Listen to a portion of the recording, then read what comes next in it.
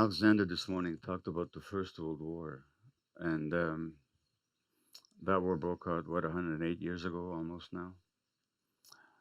And throughout the world, from Turkey to Austria, from Hungary to London, from Berlin to Rome, uh, to Paris, everywhere, millions of people cheered on the onset of war. Everywhere they marched enthusiastically on behalf of their flag. Everywhere, the Catholic priests and Protestant ministers of every denomination blessed their armies and blessed their flags. And the result was 20 million people slaughtered in 4 years. And in some of these countries, there were individuals in Britain, in Russia, in Germany, in the United States, on all sides, who said, "This is madness. Why are we slaughtering each other? Why are we sending our young people to murder and to die?" And in every one of these countries, those few people that said that were jailed as traitors and criminals. So when we look at the world today, I think it behooves us to ask ourselves, well, what is it that allows some people to think for themselves and to be able to stand apart from the herd and to actually speak up in the face of popular disdain and even hatred, and even at the risk of their own freedom? And that something that allows them to do that surely is the capacity to be honest to themselves, to be true to themselves, to be themselves. And that thing of being ourselves, or that process of being ourselves, being truly ourselves, meaning that we know what our values are, trusting ourselves, and not being intimidated by how alone we might be in that assertion of our true selves. That's a very rare quantity. It's a very rare quality. It's very difficult to attain. Let me give you a personal story. When I was about 20, I was far from knowing myself. I mean, I was far away from knowing myself as I could possibly have been. And I had an aunt who had come back from Auschwitz, and she was an ophthalmologist. And she could see me very clearly. She could see my inauthenticity very clearly. And she sent me a letter once when I was 20, and she said, and she quoted Shakespeare. She quoted Polonius, the character from the play Hamlet, who very famously said, "To thine own self be true, and then it follows this night today that you can't be false to any man." Now, there's a double irony in the story I've just told you, because Polonius himself is a very false character.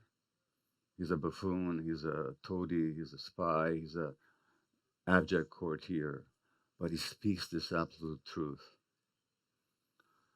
My aunt, who sent me that quote, I found out only after her death that she's been a closeted lesbian all her life. So she lived a completely inauthentic life. I'm not blaming the poor woman, how she must have suffered. And in the world of those days, particularly in Eastern Europe, you just could not be a lesbian.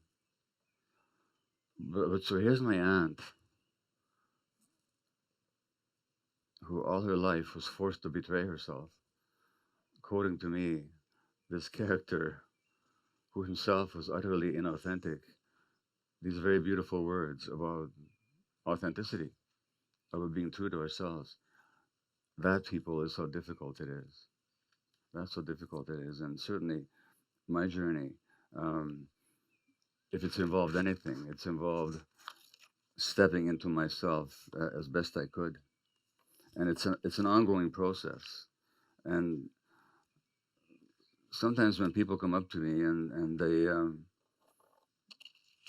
they tell me how much my work has meant to them, and thank you, your books changed my life. And my response is, gee, maybe I should read it myself, because I'm far from I'm far from embodying all the stuff that I talk about in my daily life. So it is it's a difficult process, but I think it's a well, I don't think it's an absolutely essential one. And the surrender of authenticity, the surrender of who we actually are, exacts a heavy price. Let me read you a couple of quotes from my new book. This is the singer and songwriter and musical megastar Sheryl Crow, who had, as you may have heard, she had breast cancer. And here's what she learned through her cancer. She says, surviving breast cancer redefined who I am and how I am. Until then, I'd spent a lifetime being a caretaker for everyone around me. From then, I started to put myself first. I had voices at the back of my head telling me that whatever I did wasn't good enough. Now I have finally silenced them, she said. Now, I don't recommend getting disease as a teacher, but it often is. And I'll quote you somebody else. This is another woman who's quite famous. Her name is Anita Moorjani, and Anita is now 60, 61 years old. When she was 41, she had terminal lymphoma. She was in the ICU.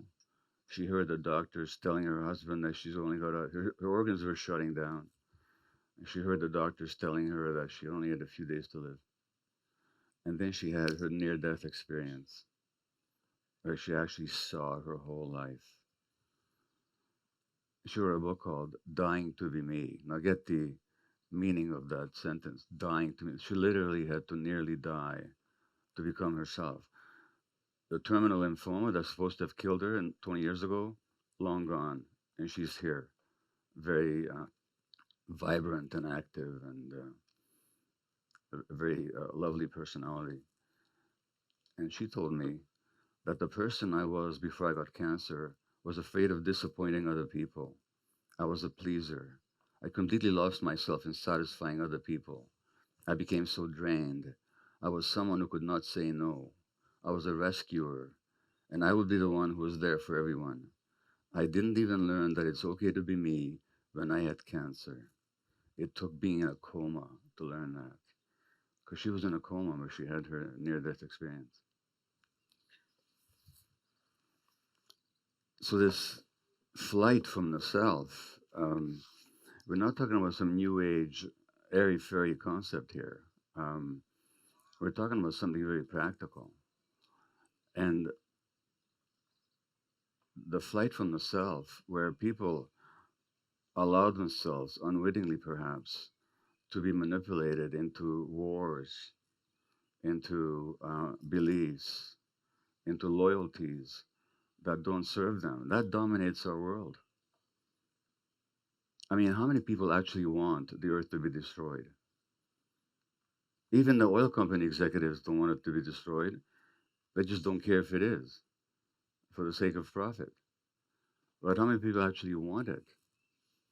How many people really want wars to go on? And yet, as we all know all too well, wars do go on.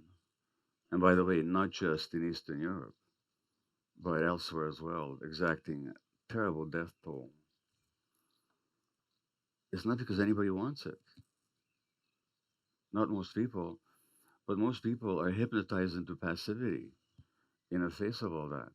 They're so divorced from their own selves that even seeing horrible things happen to their loved ones or to the earth doesn't shake people out of their lethargy. Well, what accounts for that? How does that happen? As a infant survivor of the Nazi genocide in Eastern Europe, I grew up with this question: and how can people suffer so much, and how can they make other people suffer so much?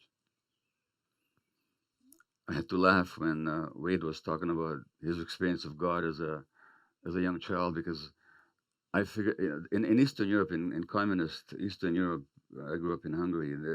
There used to be a joke about which said that you could be honest or intelligent or a member of the Communist Party. As a matter of fact, you could be any two of those three things, but not all three at the same time. Now, I had the same take on God when I was a kid. God could be omniscient. He, she, they could know everything. They could be omnipotent and all good. In fact, any two of those three things, but not all three at the same time. They couldn't be good, all knowing, and all powerful. Because if they were all powerful, they were not good. So that was my child's logic. And that actually was logically completely right. But it's for a long time, it's separated from the sacred that we just heard Ray talk about. So what is it then that even awakens people to the necessity to seek authenticity, to seek their true selves? Well, usually there's three types of wake up calls. There's failure. You just keep failing, and at some point you have to keep asking yourself, is it me, or is it I'm just unlucky, or am I doing something wrong? And then you have to start asking questions.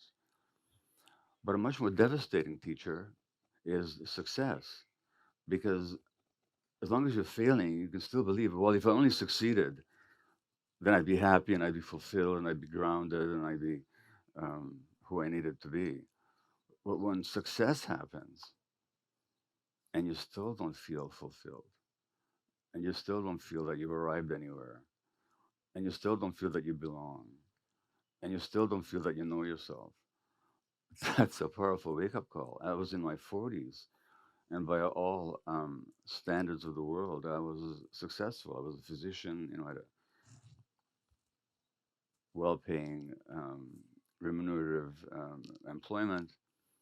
I was married, I had children, nice home, and I was really unhappy, depressed as a matter of fact, and convinced that I was nowhere near my potential. But when I heard Alexander talk this morning, talking about purpose, I had no idea what my purpose was. I had no idea what my purpose was at all. So success can be a powerful wake-up call. I bet, looking at this fairly well-heeled audience that I'm addressing at the moment, I'm sure some of you know what I'm talking about. You've achieved a fair degree of success in your worldly endeavors, and you're still looking for yourself. And the third kind of wake-up call is usually some kind of a crisis. Now, the Greek playwright Aeschylus, in his play The Agamemnon, he said that the way the Zeus, the god, created us, human beings, is that we have to suffer into the truth. And just as Anita Marjani and Sheryl Crow had to suffer into the truth, so do many of us. So some kind of a crisis. That crisis could be disease, and I'm telling you, I don't recommend it, but I've seen it function as a very powerful wake-up call to people to seek themselves. I'll say more about that in a little while. It could also be some life challenge, like a divorce, a broken relationship. Um, it can be just your ordinary run-of-the-mill midlife crisis. The world's most famous example of midlife crisis is Dante Alighieri, the great medieval Italian poet, who begins his Inferno, the first three books of his Divine Comedy, with the line, midway through life's way, I lost my path. And I don't know how I ended up in that dark forest. So he actually begins with a midlife crisis. And he realizes he doesn't know himself, he doesn't know his potential, he doesn't know the sacred. And the Divine Comedy has three books. There's Inferno, which is hell. Then there's Purgatorio, which is purgatory, where you get cleansed. And then there's Paradiso, paradise, heaven. He doesn't go straight to heaven, does he? Where does he have to go? He has to go through hell first. He has to go through all the layers of suffering that the psyche is capable of. And he has to get to know them. And he has to get past them. And so, what I'm suggesting to you is that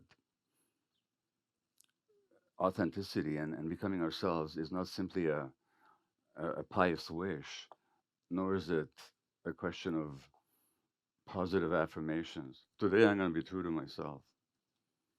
Well, I could tell myself that till the cows come home, but it wouldn't get you one step closer to myself. You have to go through the stuff, the difficult, dark stuff. That's how you get to know yourself. Which then brings up the very question of how do we lose ourselves in the first place? And why do we lose ourselves? Well, one reason is very obvious, and Wade actually alluded to it. I just finished reading a novel by a British Columbia indigenous writer called Richard Wagamese. In this, he talks about the horrific experience of of the residential schools. Now, just 2 months ago, I was in ceremony with a group of indigenous leaders. It was a mushroom, a psilocybin ceremony, and the sorrow, the grief that these people hold, it's unbelievable. But what's also unbelievable is their connection to nature, their connection to spirit, to the sacred, their dignity, their love, and their welcoming spirit. It was an extraordinary experience. And one of those people that was there was about to travel to Italy to meet with the Pope. A group of indigenous leaders traveled to Italy so the Pope could apologize for what the church did to their children for over 100 years. The punishment for being authentic for a native child, and there's nothing more authentic than speaking your own language. The punishment for being authentic for a 4-year-old child that I know, she's in her 60s now. She was an alcoholic by the time she was 9 years old. First day in residential school in British Columbia when I was in my teens and I had no idea this was going on. She spoke her native language. The teacher stuck a pin through her tongue. And for a whole hour, this little girl sat there, unable to put her tongue back in her mouth because she would cut her lips. And that's before the sexual abuse began. That was the price they had to pay for being themselves. And so in this book, the chief character, the leading character says, um, I discovered that being someone you are not is often easier than living with the person you are. So for him and for many others, that flight from the self is simply a survival technique. When being yourself exacts more pain and presents more danger than becoming someone else. Now, horrific is the experiences that his people suffered and that he depicts in his book. That experience of having to give up who you are for the sake of avoiding more suffering is very common. In fact, I would say it affects more people. Not in such a dramatic and horrendous way, but it does anyway, for a very simple reason. Um, and before I go there, let me just read you a few examples of what I'm talking about. So I had this fascination with obituaries, and the reason is because they tell a lot about people. And just as with Anita Morjani and Sheryl Crow, that flight from the self, that suppression of the real self, is actually a source of physiological disease, uh, documentably so. I'm not going to go into the physiology of it for you, but the science is fairly clear why should that should be the case. It simply has to do with the mind-body unity. You can't separate the mind from the body. In fact, even to say that they're connected is false because that implies that two separate entities are connected. They're not connected, they're the same thing. They're not exactly the same thing, but they're one unit. And a brilliant American researcher called it body mind. So I read the newspaper for these articles. The first one is not an obituary. The first one is written by a woman who's just been diagnosed with breast cancer. And this is her first person story from a Canadian newspaper. Her doctor's name is Harold, and her husband's name is Hai. And Hei's first wife died of breast cancer, and now Donna, the second wife, is diagnosed with the same condition. And she writes, this is her first person account, and she has no idea what she's saying. Harold tells me that the lump is small, and most assuredly not in my lymph nodes, unlike that of Hei's first wife, whose cancer had spread everywhere by the time they found it. You're not going to die, he reassures me. But I'm worried about Hai, I say. I won't have the strength to support him. Now, what's wrong with this picture? Now, she's the one that's going to have to go through chemotherapy, perhaps radiation surgery, and her first thought is, how will I support my husband? Now, that automatic concern for the needs of others, ignoring one's own, is number one, the sign of the flight from the authentic self. And number two, it's a significant source of physiological pathology. The others are obituaries, and obituaries are interesting because they tell you about what we value in each other. And there's the expression in English that the good die young. Well, actually, often that's true. And the reason they die is because they are too good in a certain sense, because their goodness represents not authentic compassion, empathy, and wisdom. It represents a flight from the self. They're afraid not to be good, is what it is.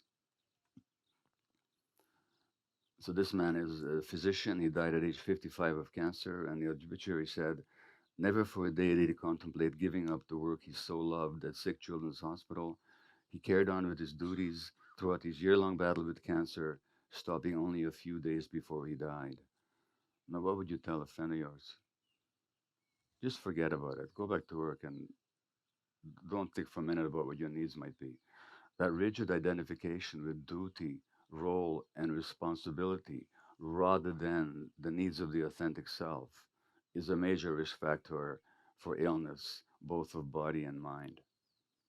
And I can totally relate to it. I mean, in my days as a workaholic doctor, I never said no to anything. My identity was was totally hinged on my work, and identity is an interesting word because it's from two Latin words, idem, which means the same, and facere, which means to make. So when you make yourself the same as your duty, role, and responsibility, you disappear as a human being with your own emotions and your own truths. You just become that thing that you do. Major risk factor for pathology. The third obituary is really telling because it celebrates people who are super nice. And people who are super nice, I always worry about them because I can see the writing on the wall. This is the husband writing appreciatively of his wife. In her entire life, she never got into a fight with anyone. The worst she could say was fooey or something else along those lines. She had no ego. She just blended in with the environment in an unassuming manner. What is being described here is the absence of healthy anger. Now, those of you who are in relationships like I am, 55 years now in this relationship, I'm sure that you wished, like I did, that your partner would blend in with the environment in an unassuming manner. But if you're lucky, they didn't do that because they wanted to stay healthy. Because that suppression of healthy anger is a major blow to the immune system for very obvious physiological reasons.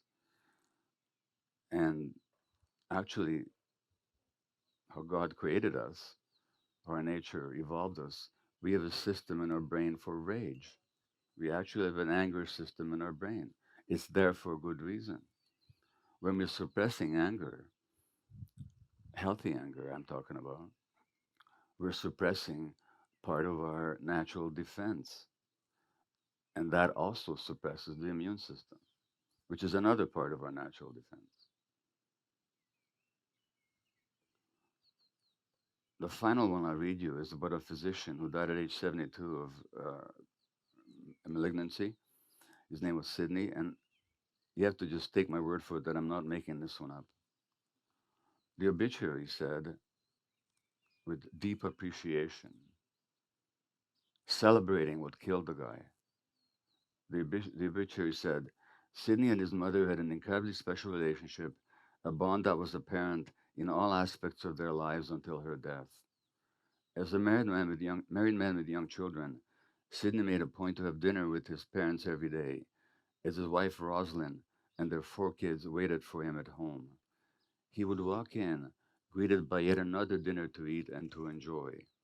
Never wanting to disappoint either woman in his life, Sidney kept eating two dinners a day for years until gradual weight gain began to raise suspicions. So this man suffered from two fatal beliefs, and when I say fatal, I'm being very specific. He believed, number one, that he's responsible for how other people feel. Number two, he believed that he must never disappoint anybody. You want to get sick? Believe those things. Now, again, I'm not going to go into the science of it today, but you have to take my word for it that these personality traits are a significant risk factor for illness, and I see them over and over again in autoimmune disease, such as rheumatoid arthritis or multiple sclerosis, colitis, Crohn's disease, psoriasis, um, multiple sclerosis, any number of physical illnesses. I see them all over the place, universally actually, and uniformly so, because they undermine the physiology of the body through a whole lot of mechanisms. Are we saying, though, that we're blaming the patient for their illness? We're not, because nobody does these things deliberately. They're second nature, but they're not first nature. Think of that phrase, it's my second nature. Well, that implies that there's a first nature that somehow you forgot about. So this is people's second nature. How does it get to be that way? Well, for a really good reason. Because the human child, I'll talk to you if I have time about the authentic needs of the child. But one of them, and the chief one, in fact, the ground of them all, is the attachment relationship with the parents. That attachment relationship which makes the child cling to the parent and makes the parent cling to the child. Without that, there's simply no survival for any mammalian creature or even for any avian creature. So that there's a powerful attachment drive. Just like there's a drive for anger, we also have a drive for attachment, physiologically built into our brains through particular brain circuits, brain chemicals, and so on. So we have that need to attach, and it's obvious why, because the human infant is the most helpless, the most dependent, the least mature of any creature in the universe, and their needs include not only physical taking care of, as we now know, but also being emotionally connected, emotionally held, emotionally seen, emotionally heard. That's just an absolute need of the child.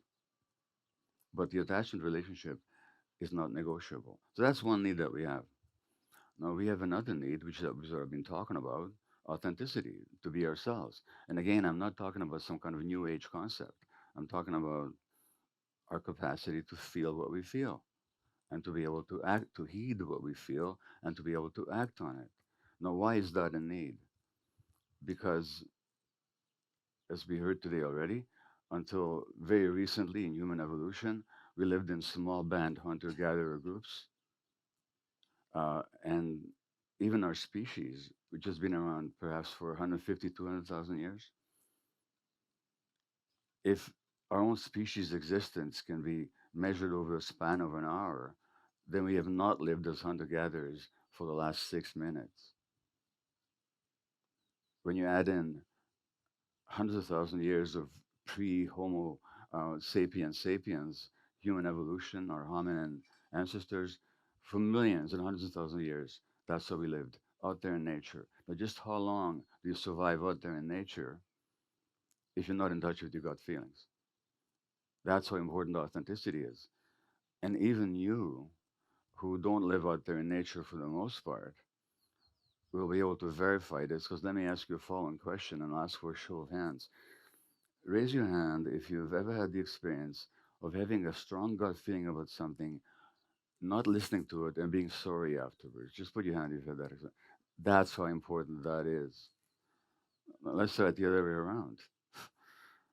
Raise your hand if you think you had a powerful gut feeling, didn't listen to it and you were glad afterwards? Now raise your hand. Nobody. Okay? That's how important authenticity is. So far, so good. We've got these two needs: attachment, authenticity. But what if the two come into conflict?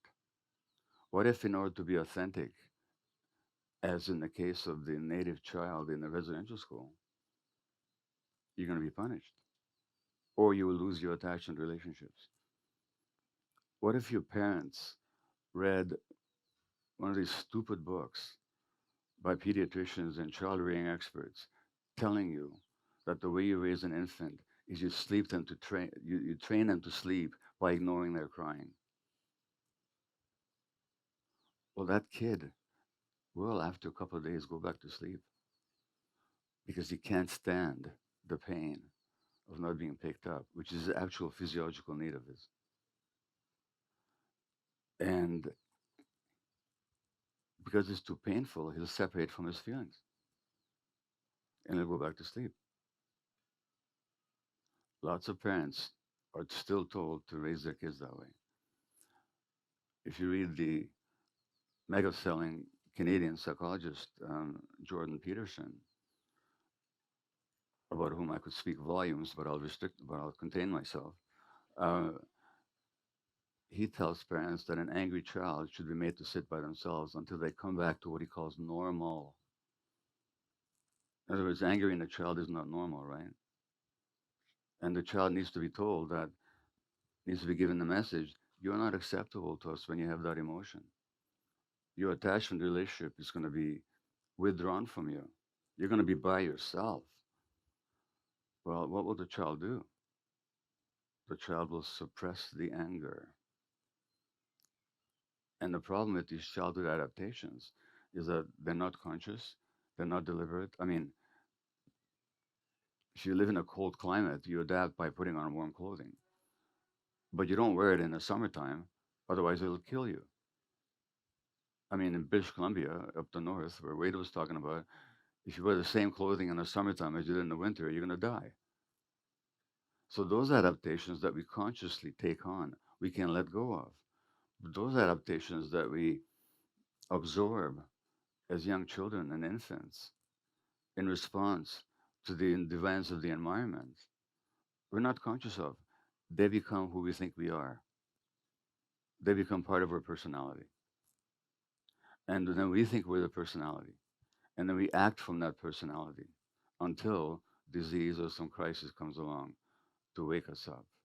So that um, many of the character traits that you might recognize about yourself and you might even be proud of actually came along as adaptations to help you survive your environment. So, for example, if as a child you were not given the attention that you needed just for who you were, you're going to be consumed by becoming attractive. So, you're going to attract attention.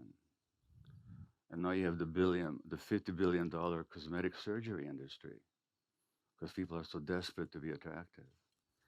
And we all want to be attracting attention by whatever means we've got,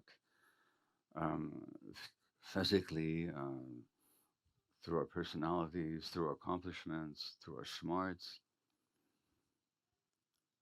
And that becomes a personality. What an attractive personality. If we didn't get if we didn't get the approval that we needed just for who we were, then we become consumed by the need to win approval, and then we become a winning personality. And everybody thinks we're so great, and we think we're so great, but there's something hollow about it when you go home and you're by yourself at night. If we didn't get the attention that we needed, or if we were, I should say, if we weren't valued for who we were, then we'll become consumed by measuring up, by proving our worth. I talked about my own workaholism as a doctor. So, uh, quick story for those of you who haven't heard it. As a Jewish infant under the Nazis, you can imagine the kind of first year that I had. And then when I was nearly a year old, my mother could no longer be confident that I would survive even one more day where she was living. So she gave me to a Christian woman in the street and asked her to take me away to relative safety. So I didn't see her for 5 weeks. It was an act of pure love. Can you imagine it? Well, what did I experience? A sense of abandonment. And the message I got was I wasn't wanted. Now, if you're not wanted, you know what you do? You go to medical school because they're going to want you all the time. When they're being born, when they're dying, and every time they have a crisis. But you know what? So my beeper was always on. I was always on call. Never said no to new patients because that's what I was identifying with. These traits that I'm outlining here for you here are completely addictive. Why are they addictive?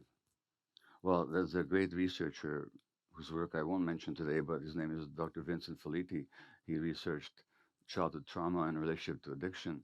And he said once that it's hard to get enough of something that almost works. And addictions, whether behavior or substance related, they almost work. Temporarily, they make you feel better. So when the beeper would go, I'd say, hey, yeah, I must be, I wouldn't say consciously, but it gives me a sense of importance. Why is it addictive? Because it doesn't satiate the lack of value that you have internally. So it's a temporary hit, like heroin or alcohol or anything else. And pretty soon you have to get more and more and more. So these traits of being attractive and winning attention and measuring up to the viewers' expectations, these are runaway addictive. If you weren't made to feel important, then you're going to become a helper. Some of you will know this. A compulsive helper, I mean. You're always helping others, not yourself. If you weren't loved for who you were, then you'll be very charming. And you'll be charming people into loving you. But again, they're addictive, number one. And number two, they're not satisfying. So what happens then is many children in this culture, for all kinds of reasons, it doesn't have to be severe trauma like our native people experienced. Just this culture that puts so much pressure on parents and then gives them the wrong information and makes kids work for the right to be loved and to be liked and to be accepted, induces this tragic choice between authenticity versus attachment. I said choice. Is it a choice? The child is not conscious of it, and he doesn't choose it. She doesn't choose it. They don't choose it. It's where the mind automatically goes. Then that pattern becomes ingrained in your brain, in your personality, and now you're set for life to be distanced from yourself. Now, in case of terrible abuse, of course, that's even more obvious. So we can talk about the two kinds of trauma, the big T trauma, the abuse, the sexual abuse, the violence, and so on. But there's also the small T trauma of not having your needs met, and therefore you have to disconnect from yourself. Because the essence of all trauma is disconnection from yourself. So I'm going to give you a musical break here. I'm going to play you the saddest song I know. And you may have heard it before, and you know the singer. And it's supposed to be a love song, but listen to it from the point of view of authenticity versus attachment. So if you put on that piece of music now,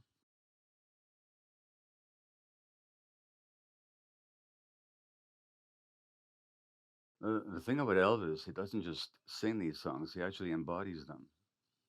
Whether it's the raucous joy of absolute rock freedom, or whether it's the sadness. And he had a very sad life, as you know, a very traumatic childhood, beginning with the loss of a twin right around birth or just before birth. But that sadness of any way you want me, just hold me. He's choosing attachment over authenticity. And the problem is that the adulation of the whole world could not save him from the emptiness inside. The king, Well, we're all like that in a lot of ways. And once this dynamic gets ingrained in our brains and bodies, our personalities, we're afraid to be ourselves. Why are we afraid to be ourselves? Because our child's minds identifies inauthenticity with survival and authenticity with threat. So we get into relationships we're not authentic. Women, especially, 80% of autoimmune disease is with women. Women have multiple the risk of autoimmune disease than men do. In Canada, an indigenous woman, and this is a population that never used to have autoimmune disease, never, ever, ever. But today, an indigenous woman in Canada has 6 times the risk of rheumatoid arthritis than anybody else because they're the most stressed. They're the ones who carry the heaviest burden. And this is this big medical mystery. Why do women have so much more autoimmune disease? It's very obvious because those traits that I described, they're how this patriarchal society wants women to be: self suppressed, not be angry, looking after everybody else's needs. And the New York Times, during the COVID situation, I think about a year ago, had an article with the headline Society's Shock Absorbers, which became the title of one of the chapters in my new book. And what it showed is that women have taken on the burden of the emotional needs of their men and their children, plus they're carrying on their work, and they feel guilty because their husbands and children don't feel so good. That's why they have 80% of autoimmune disease. It's really that simple. And in the 1930s in Canada, the ratio of multiple sclerosis was gender equal. Now it is over 3 women for every man. It's got nothing to do with genetics, nothing to do in this case with diet or climate, because that hasn't changed more for one gender than the other. It has to do with the added stress that women now face and the increased isolation that as mothers and wives they face. So this loss of inauthenticity again exacts a heavy price. There's another way to look at it, which is from a spiritual point of view. There's a teacher called A.H. Almas, Almaas. Anybody know his work? Uh, Nobody? Really? Okay. You do. Great. He's one of the world's great spiritual teachers, not very flashy. In fact, rather boring to listen to, but just absolutely penetratingly brilliant. And in his view, human beings are endowed with certain essential qualities like clarity, like courage, like presence, like love, like value, innate value, and so on. But and infants are born with those, and no baby questions their own value. No baby lies there at night thinking, "Oh gosh, mom and dad are so busy. They work so hard. I better not cry right now." Even though I'm hungry and I'm wet. So babies are born with these qualities of authenticity, but they need the environment to support their development. If the parents themselves haven't located and embodied their own authenticity, they cannot possibly mirror the child's. And that lack of mirroring itself is enough for the child to shut down those qualities. And he says, wherever we shut down one of these essential qualities, we develop a hole, which we then try to fill from the outside by all kinds of ways, by being nice, by being addicted, by whatever. And here's where the larger society comes in, and I'll have to come to the end of my talk shortly. But here's where the larger society comes in, is that this is exactly the kind of person that this society wants. Somebody who doesn't think for themselves, who's not in touch with their gut feelings. I mean, would anybody vote for any politician if they're in touch with their gut feelings? Oliver Sacks, who was mentioned this morning in his book, The Man Who Mistook His Wife for a Hat, talked about witnessing a group of aphasiac patients. Aphasiacs are people who can't process language because they had a stroke in that part of the brain. And these aphasiacs are watching Ronald Reagan, the great communicator, a completely inauthentic person, totally shut down from himself, owing to terrible childhood trauma. But they were watching Reagan, the great communicator, talking on television, and these aphasiacs who did not process language were all laughing. And some of them were totally indignant. They're really indignant or they were laughing. And Oliver Sacks writes, is it that they didn't understand Reagan? Or is it that they understood him all too well? Because they saw through the words. They were looking at the body language. They were looking at the facial expressions. They were looking at the intonation of the voice. I'm telling you, you want to see politicians? Turn off the sound. Just watch their body language. You're going to see complete inauthenticity with honorable exceptions, but very few honorable exceptions. So what I'm saying is that society itself reinforces. Now here, let me tell you something amazing. In an ant colony, all the ants have the same genes. The worker and the warrior genetically is no different from the queen. It's the needs of society, of the ant colony, that determines whose genes are going to be turned on and off. So when you take the mother, when you take the queen out of the ant colony, there'll be a furious battle among some of the warriors, and one of them or some of them will win out. Now they become the queen, and their body changes. They start ovulating, and they live longer. They become bigger, and it's the same genes, all responding to the needs of the society. Now we may think we're much more sophisticated than the ants, but let me tell you, we're very determined by what society expects of us. And in that sense, as the psychologist Eric Fromm pointed out, the family becomes the psychic agent of society. So suppressing our needs, suppressing our anger, separated from our gut feelings, allowing others to manipulate us, desperate to belong at any cost, these are the kind of people that the society wants. And a lot of people have made that observation. And then because our real needs were not met, because their real needs were not met. Therefore, we develop false needs, and this whole society functions on the catering to people's false needs. I watched a documentary about Bob Dylan, um, made when he was quite young and visiting Britain, and he's sitting in the back of a limo. Some of you may have seen this, and these two young fans come up to the back window and they say, "Give us your autograph." And Dylan, who never gave a damn about anything, said, "I don't want to give you my autograph." So you have to give us an autograph. Your autograph. No, I don't have to give you my autograph, but I need your autograph. He says, "Oh, you don't need it. If you needed it, I would give it to you, but you don't need it." But this society is expert at making us believe that we need things that we don't. It functions on it, and so. In his autobiography, the Catholic monk um, Thomas Merton actually writes that we live in a society whose whole policy, and he wrote this in 1948, by the way, 80 years ago almost.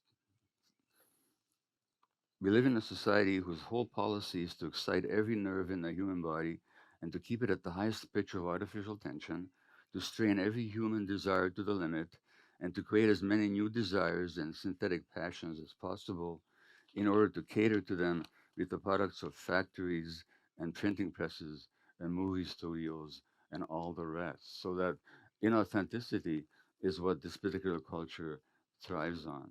So that the pressure to be inauthentic isn't only and solely through the dynamic between parents and children, it's also through the pressures of the culture and the economy on us human beings. That's why it's so difficult. That's what makes it difficult. Because to be authentic, you have to undo a lifetime of programming and you have to fly in the face of the culture in which you live. Well, let me finish with this.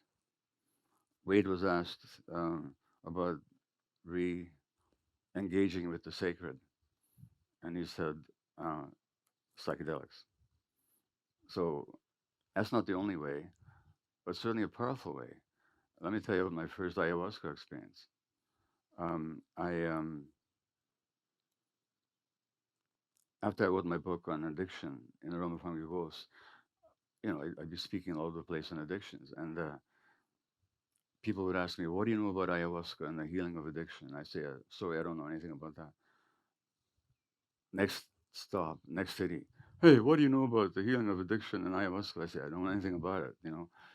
By the fourth time, I wanted to tell the people to take a hike somewhere. But then somebody said to me, "Did you know you could actually do it here in Vancouver?" Because a Peruvian ayahuasca was coming up to lead some ceremonies. So I sat in that tent and I took this bitter brew. I don't recommend it for its taste anyway. And then the music began and I started to cry. And these were tears of pure love rolling down my cheeks. It wasn't love for anybody in particular, although that was there. It wasn't for my spouse or children or anybody else. It was just love. And I realized that was my nature. But I hadn't known that all my life. And I also realized how shut down against love I had been. Why was I shut down against love? Because when I was pure, open, and loving and vulnerable to love, I was badly hurt. My mother abandoned me. So the plant experience opened up both the pain that I've been running from all my life and also the sacred love that tells you you don't have to run anywhere. You're exactly at the right place. Now, I wish I could tell you that that experience altered my life, and ever since then I've been on treading on the clouds in the presence of angels. That hasn't actually been the case, but at least it showed me the possibility. And I could talk to you at great length about how to regain or how to find or how to recognize authenticity, but I'll need to stop here. But let me tell you, that's your biggest journey and also the most important one. Thank you.